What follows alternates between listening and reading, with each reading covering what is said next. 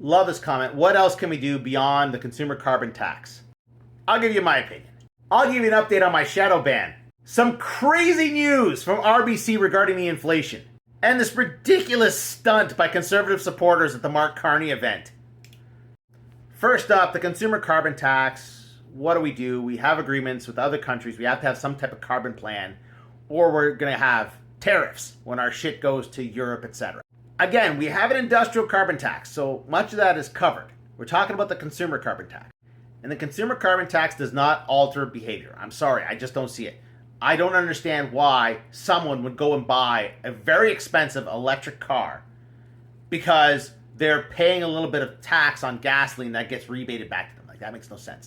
That's the 401. It's a very pretty picture of the 401. If you don't live in Ontario, the 401 is just epic. That's the 401. It's like that almost all the time. It stretches from Windsor to the Quebec border. In some places, there's fewer cars than this. But in a lot of it, it's like this all the time. Look, here's the deal. We need to get people off the 401 if they don't need to be there. Why? It's not just gasoline. It's also the tires that get used up. It's the traffic jams that uses up extra gasoline. The asphalt is oil. And every time we use the 401, we're using up the asphalt, so it has to get resurfaced. And it's all built with concrete. And the answer for congestion on the 401 is to build more highways with more asphalt and more cars, etc., etc., etc. So basically, we have to have the plan of less highway usage. So high-speed rail, work from home, more satellite offices, it's whatever it takes. We have to get people off the highways. We have to force people off the highways. Like, think back to the 70s and the last oil crisis. They were also trying to battle the climate then as well. They forced every car to have a catalytic converter. They forced emission control. There was no gentle nudge to see if people changed their behavior. They forced speed limits.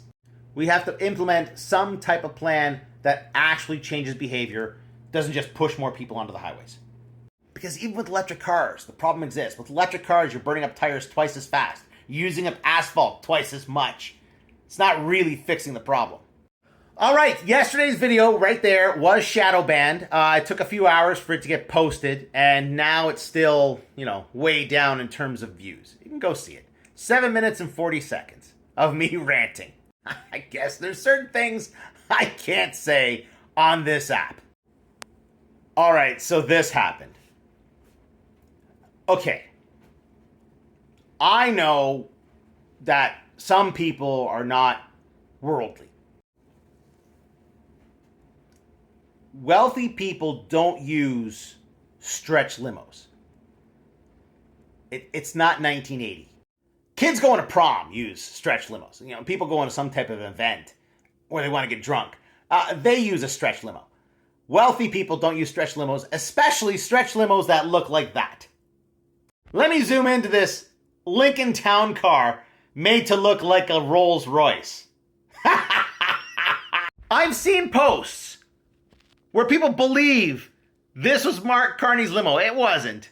It was ordered by somebody to go to Mark Carney's event. Now, again, wealthy people don't use shit like this. And it's shit. If you want to actually see what a Rolls Royce limo looks like, you go to the Rolls Royce website, the Phantom Extended. That's it. That's an actual Rolls. That's a piece of shit Lincoln Town car made to look like a Rolls. That people fall for this shit is unbelievable. Like, what kills me is that the people that are complaining about this are the same type of people that are perfectly happy with a bunch of billionaires running the U.S. Mark my words, if shit like this continues to happen, the conservatives are going to push people to vote for liberals when election time comes. Okay, let me wrap this up with some crazy news from the RBC. They sent out their forward guidance, which includes their inflation forecast. Now, I did my forecast yesterday in that shadow banned video, and I said it was going to be 2.2%. I showed this. Inflation is just a comparison of the CPI year over year. And I'm saying that December CPI will be 2.2% more than the CPI of December from 1 year ago. Why? Because I'm seeing a flat CPI. I'm not seeing a lot of price growth right now. Again, none of us have the actual numbers until it gets published, so it's all a guess. But the RBC sees 1.5%, which means the CPI has to be 160.7, almost what it was in April. That's a huge month-over-month drop. Not only that, remember, mortgage interest cost is a huge component of our top-line inflation. It's going to be 0.5% when the numbers come out next week. So without the mortgage interest cost, inflation is only 1%. And 0.6 of that is carbon tax that the government is looking to pull out. So the carbon tax and mortgage interest is 1.1% of that 1.5.